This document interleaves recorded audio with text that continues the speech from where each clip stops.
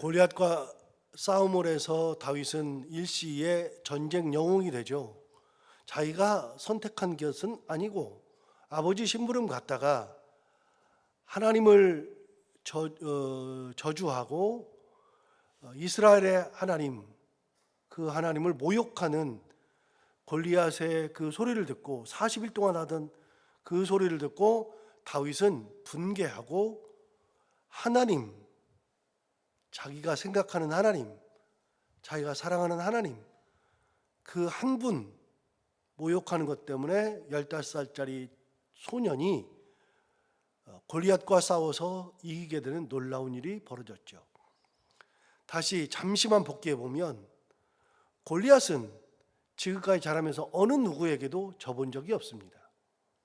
키가 크기 때문에 단 한 번도 누군가에게 자기가 패해서 그것 때문에 괴로워해 본 적이 한 번도 없습니다.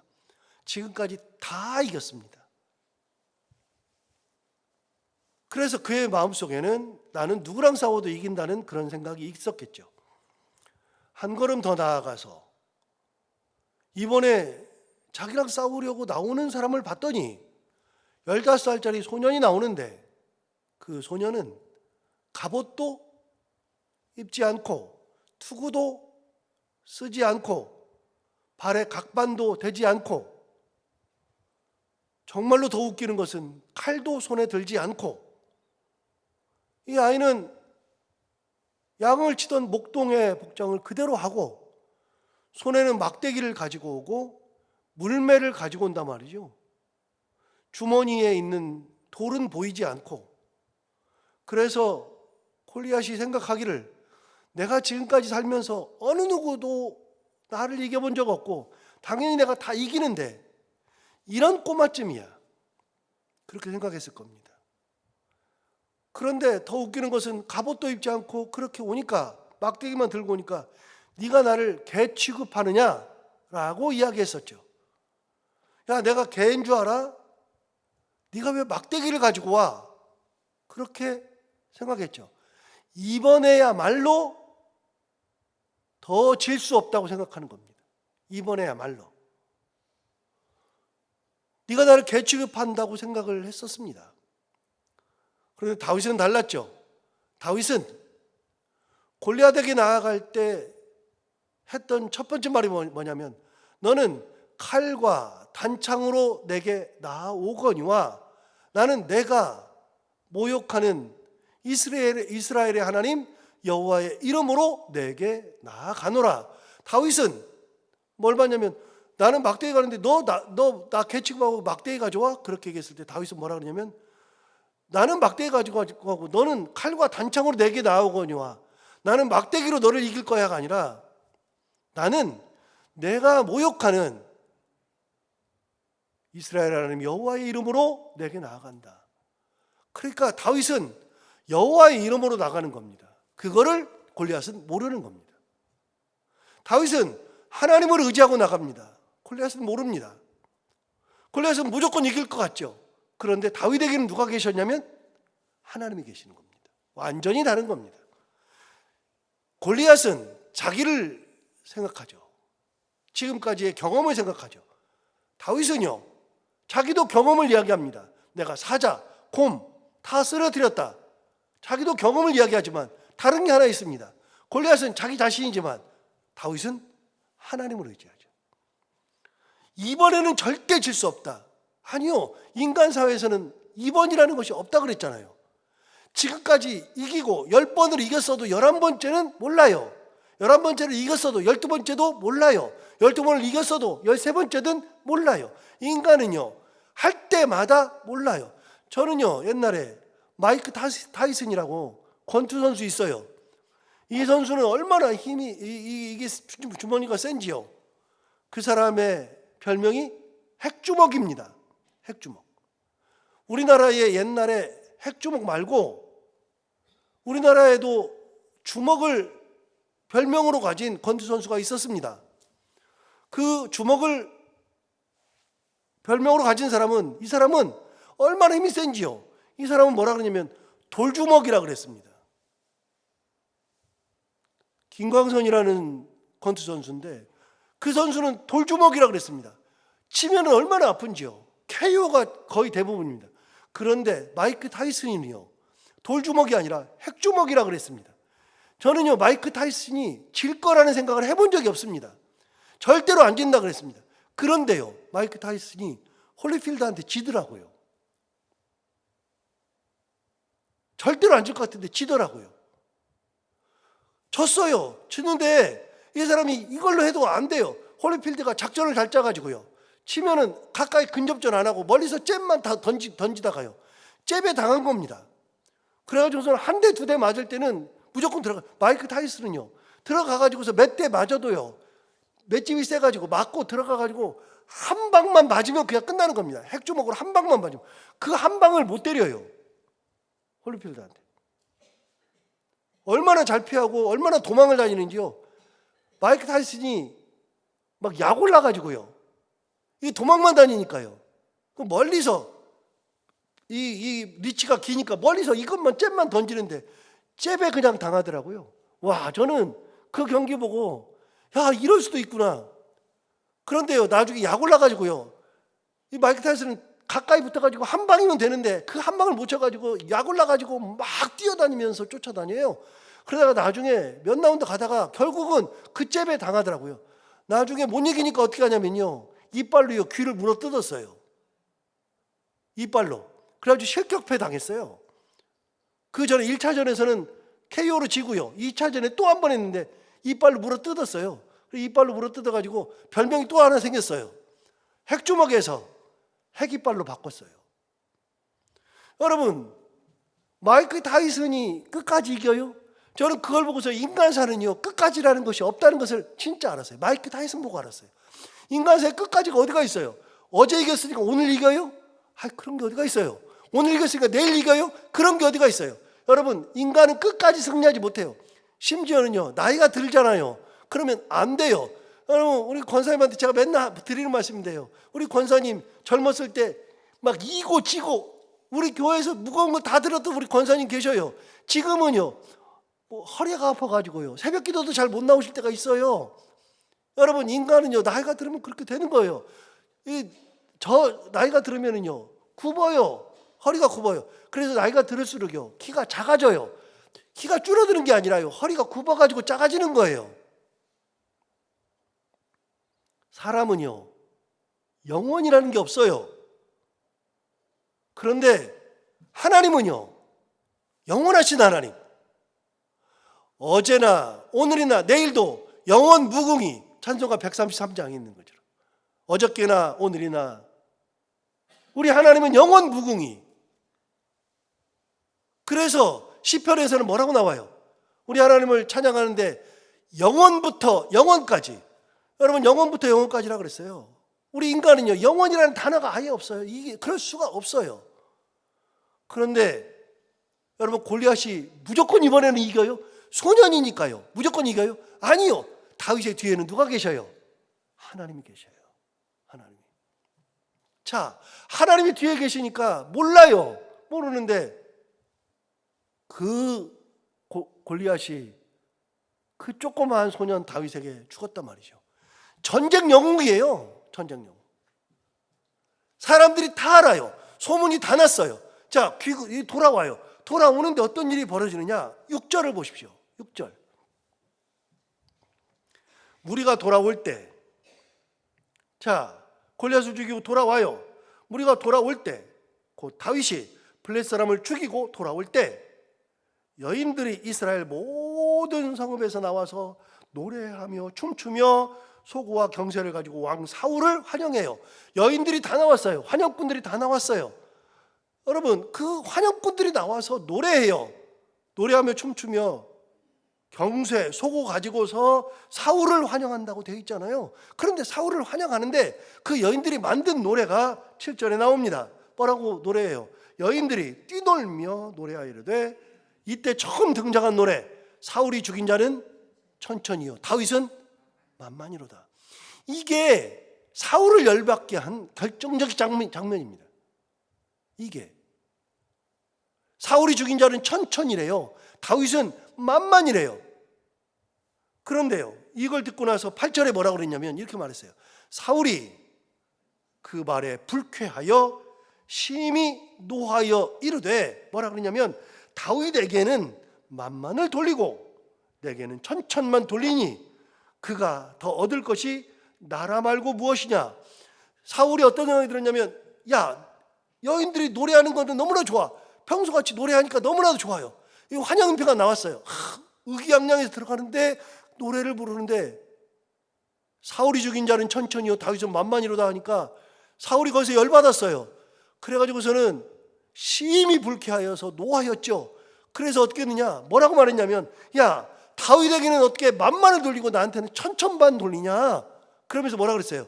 다윗이 이 나라 얻을 것이 이제 더 이상 얻을 게 뭐 있어? 사람들이 이렇게 찬사하는데 얻을 게 하나도 없는데 하나 딱 남은 게 있다면 이 나라를 말고는 얻을 게 뭐 있겠느냐? 왕은 이 사람에게 돌아가는 거 아니냐라고 생각하는 겁니다. 자, 여기서 하나의 질문이 생겨요. 다윗은 전쟁터에서 골리앗을 죽이고 사람을 이스라엘 전역에 보내가지고 내가 골리앗을 죽였으니 노래를 만들어 달라. 내 노래는 사울을 칭찬하는 것 같으나 내 노래를 만들어라. 사울은 천천히요 다윗은 만만히로다. 이렇게 이야기한 적이 있다 없다? 없다. 그런 말을 한 적이 없어요. 여러분 지금까지 보세요. 다윗은요 자기 뜻대로 한 게 하나도 없어요. 어느 날 양치는데 막 부르는데 가서 봤더니 할아버지가 계셔요. 할아버지가 자기 보고 한번 서보래요. 딱 서는 순간 너 됐어, 무릎 꿇어. 그럼 무릎 꿇었어요. 그랬더니 자기한테 기름을 부어서 너는 이제부터 왕으로 하나님께 선택한 하나님의 그릇이야. 여러분 다윗이 자기가 기름 부음 받고 싶다고 하는 생각을 해본 적도 없고 자기가 왕 되겠다고 한 적도 없어요. 그런데 갑자기 그렇게 된 거예요. 다윗은 자기 뜻대로 왕이 되려고 한 게 아니에요. 그리고 그거 지난 지 얼마 되지 않아서 사람이 막 불러요.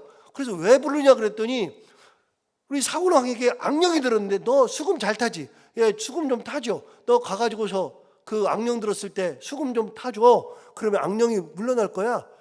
여러분 내가 왕궁에 들어가서 사울에게 수금을 탈 생각을 해본 적이 없어요. 그런데 사람이 불러서 거기 가가지고 수금 타면서 악령을 내쫓았어요.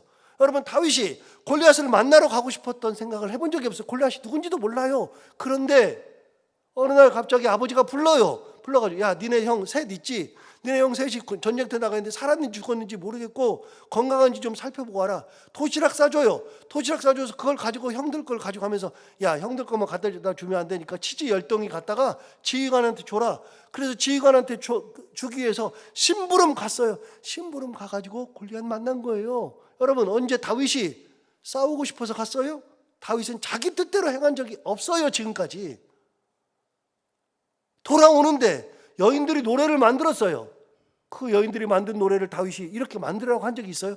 그렇게 만든 적이 없어요. 여러분 제가 생각해도 이렇게 하면은 제가 만약에 다윗이어도 당황할 거예요. 당황할 거예요. 여러분 생각해 봐봐요. 제가 영락교에 있으면서 우리 담임 목사님하고 같이 있는데 담임 목사님하고 같이 있고 제가 둘이 같이 있는데 어떤 분이 저한테 오시더니 담임 목사님이 계시는데 저한테 야 목사님 정말 대단하세요. 목사님 진짜 목사님은 예수 그리스도 같으세요. 저한테 그래 봐요. 제가 얼마나 당황스럽겠어요. 어르신이 계시는데. 여러분 다 그러는 거예요. 말도 안 돼요. 다윗이 원하는 게 아니에요. 그런데 이런 일들이 자꾸만 벌어져요. 왜요? 하나님의 시계가 돌아가고 있어요. 하나님의 시계가.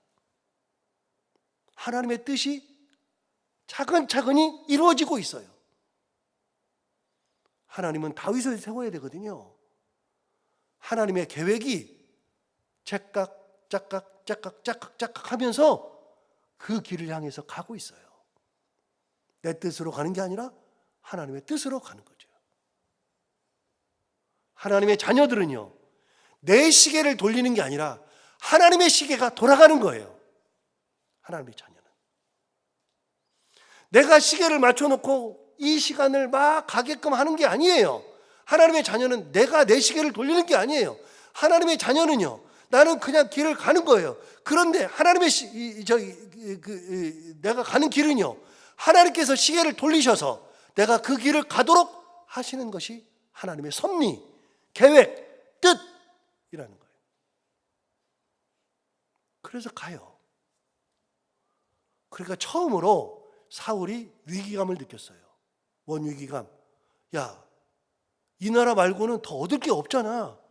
다 얻었는데 이 15살짜리 소년이, 나는 65세고 곧 있으면 내 아들 요나단이 왕이 되는 것이 분명한데, 그런데 얘는 15살밖에 안 되는 이 꼬마 아이가 만만이라는 소리를 듣는데 이제 얻을 것도 없어. 이 나라 말고는 얻을 것이 무엇인가 생각했다는 겁니다. 그래서 9절을 보십시오. 9절에 이렇게 말했습니다. 그날 후로 사울이 다윗을 주목하였더라. 여러분, 그날이 언제예요? 그날이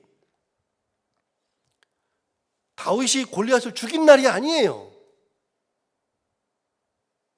돌아오던 날이에요. 돌아올 때 사람들이 노래를 부르던 그날이에요.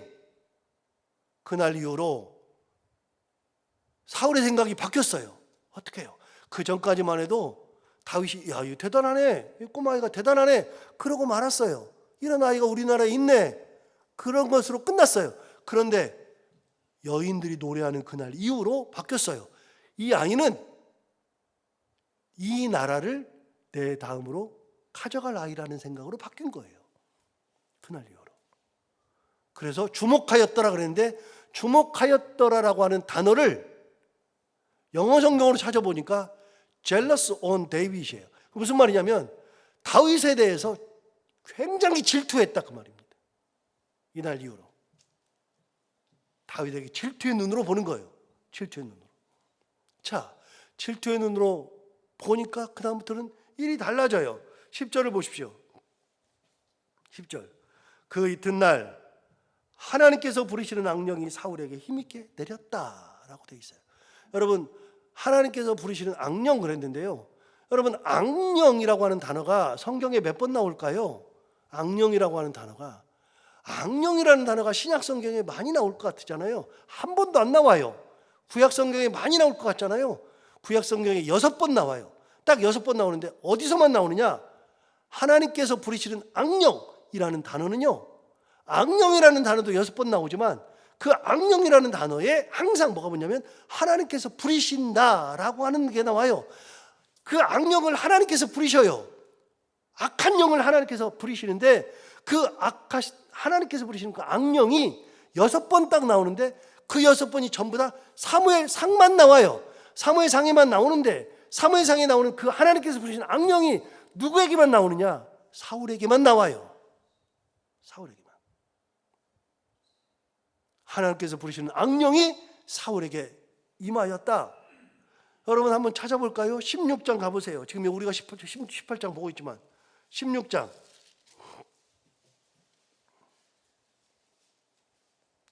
14절 보십시오. 14절을 보시면 이렇게 나와요. 여호와의 영이 사울에게서 떠나고 여호와께서 부리시는 악령이 그를 번뇌하게 한지라. 여러분, 하나님께서 여호와 영이 떠나버리고, 사울에게서 떠나고, 하나님께서 여호와께서 부르시는 악령이 사울을 번뇌하게 했다는 겁니다. 여러분, 계속해서 똑같은 거니까요. 15절 보십시오. 같은 14절 이후에 15절. 사울의 신하들이 그에게 이르되 보소서, 하나님께서 부르시는 악령이 왕을 번뇌하게 합니다. 다 알았어요. 사람들이 사울이 악령이 들어서 번뇌하는 걸 다 알았어요. 그래서 신하들이 뭐라 그래요? 하나님께서 부르시는 악령이 왕을 번뇌하게 합니다. 16절도 보시면 이렇게 나옵니다. 16절에 원하건대 우리 주께서는 당신 앞에서 모시는 신하들에게 명령하여 수금을 잘 타는 사람을 구하게 하소서. 하나님께서 부르시는 악령이 왕에게 이를 때 그가 손으로 타면 왕이 나으시리다 하는지라. 신하들이 여호와께서 부르시는 악령이라고 계속 얘기했어요. 23절 보세요. 23절에 보면 이렇게 나옵니다. 하나님께서 부르시는 악령이 사울에게 이를 때에 다윗이 수금을 들고 와서 손으로 탄즉 사울이 상쾌하여 낫고 악령이 그에게서 떠나니라. 몇 번 나왔어요? 4번 나왔어요. 4번. 여기에 4번. 여기 4번. 자, 오늘 본문에 또 나오죠. 오늘 본문 10절을 다시 보십시오. 10절을 보시면 이렇게 나왔어요. 그 이튿날 하나님께서 부르시는 악령이 사울에게 힘있게 내렸다. 또 들었어요. 또 그 이튿날 여인들이 환영식한 그 이튿날 또 악령이 또 들었어요.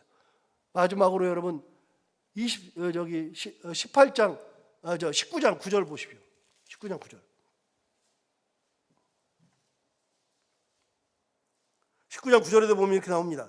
사울이 손에 단창을 가지고 그의 집에 앉았을 때에 여호와께서 부리시는 악령이 사울에게 접하였으므로 다윗이 손으로 수금을 탈 때 사울이 단창으로 다윗을 벽에 박으로 하였다. 여러분, 여기서도 여호와께서 부리시는 악령이 사울에게 또 임하죠. 여러분, 성경에 악령이라는 표현이 안 나와요. 사무엘상에만 나오는데 6번 딱 나오는데 그 악령을 이야기할 때마다 뭐가 나오냐면 여호와께서, 하나님께서 부리신다라고 이야기하죠.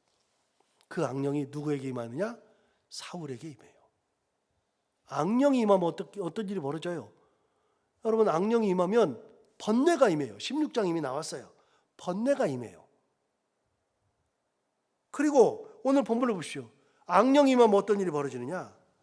다시 보십시오. 10절을 보시면 그 이튿날 하나님께서 부르시는 악령이 사울에게 힘있게 내림에 그가 집안에서 정신없이 떠들어대더라. 제정신이 아니에요. 정신이 없어요. 정신없어요. 19장에 보면 아까 봤던 본문에 보면 여러분, 악령이 임하니까 사울이 어떻게 했어요? 자기 손에 단창이 있으니까 그 단창으로 다윗을 죽이려고 그래요. 여러분, 제정신이 아니에요. 악령이 임하면 제정신이 아니에요. 그래서 우리에게 악령이 임하시면 우리도 제정신이 아니에요. 하나님의 영이 떠나시면 안 돼요. 어떤 일이 있어도 하나님이 떠나시면 안 돼요. 하나님의 은혜를 잊으면 안 돼요. 하나님의 은혜가 떠나면 크리스찬들, 신앙인들은 삶에 의미가 없어요. 여러분, 오늘 말씀을 다시 한번 생각하면서 다윗은요, 결정적으로 중요한 게 뭐냐? 다윗은 하나님을 의지하고 살았다는 거, 은혜 가운데 살았다는 거. 그래서 다윗이 한 게 아니라 하나님이 하시는 거예요. 하나님이. 다윗의 시계를 누가 돌려요? 하나님이 돌려요. 다윗의 삶을 누가 이끌어 가셔요? 하나님께서 이끌어 가셔요. 그래서 다윗은요, 자기도 모르게 왕위로 기름 부음을 받고 그 다음 단계에 가고 가는데 1초씩 움직이는 거예요. 하나씩 째깍 해서 돌아가서 왕이 되는 때까지 하나님께서 다윗의 시계를 쫙쫙 돌리고 계시는 거예요. 은혜 가운데. 오늘 우리가 다시 한번 다윗의 삶을 바라보면서 우리도 그렇게 하나님의 은혜 가운데, 하나님이 돌리시는 시계 가운데 살아가는 신앙을 가지고 살아가는 저희들 다 되기를 바랍니다. 기도하겠습니다. 하나님 아버지, 감사합니다. 오늘도 귀한 말씀으로 우리를 깨우쳐 주시고 우리를 인도해 주셔서 감사합니다. 하나님 아버지, 우리가 하나님을 더 깊이 사랑하며 은혜 가운데 살기를 원합니다. 다윗의 삶을 통해서 우리가 배우는 것은 하나님 아버지, 우리가 삶을 살아갈 때 나의 삶을 내가 돌리는 것이 아니라 하나님께서 이끄시고 돌린다는 사실 다시 한번 깨닫게 하여 주옵시고, 나의 삶뿐만이 아니라 사랑하는 내 자녀들의 삶까지도 하나님 앞에 내어드리오니, 나의 가정의 삶도 하나님 앞에 내어드리오니, 우리 교회의 삶도 하나님 앞에 내어드리오니, 하나님께서 나의 삶, 나의 자녀의 삶, 나의 가정의 삶, 그리고 우리 교회들의 삶에도 하나님 간섭해 주셔서 이 모든 삶이 하나님의 은혜, 섭리 가운데 하나님께서 돌리시는 시계 가운데 살아갈 수 있는 저희들이 다 되게 하여 주옵소서. 세상 사람들은 어떻게 살지 몰라도 다윗은 하나님을 의지하며 하나님 은혜 가운데 하루하루 살다 보니 15년이 지나고 나중에는 왕이 되고 하나님의 섭리에 의해서 그 길을 갔던 것처럼 우리도 다윗과 같은 길을 갈 수 있는 믿음의 사람들이 다 되게 하여 주옵소서. 하나님 아버지, 오늘도 하루를 살아갈 때 이 말씀 의지하며 살게 하여 주옵시고, 이 말씀이 우리 가운데 힘이 되기를 원하며, 오늘도 이 새벽에 사랑하는 성도들이 기도하러 나왔습니다. 하나님 아버지 성도들의 기도 한 분 한 분의 기도를 다 들어응답해 주시기 원하며 오늘 또 해야 되는 것들 그것이 무엇이든 기쁨 가운데 은혜 가운데 잘 감당하는 하루 되게 하여 주옵시고 만나는 사람들이 누구든지 그들과 함께 웃고 행복한 하루가 되게 하여 주옵소서. 예수님 이름으로 기도하옵나이다.